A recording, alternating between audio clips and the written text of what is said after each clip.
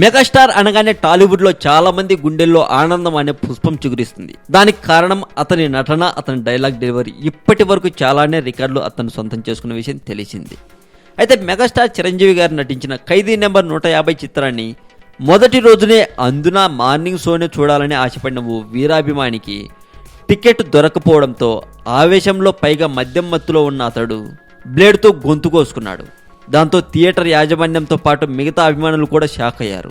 అయితే గొంతు కోసుకొని కూడా టికెట్ అంటూ థియేటర్ వాళ్ళని అడగడం పెద్ద సంచలనం అయ్యింది.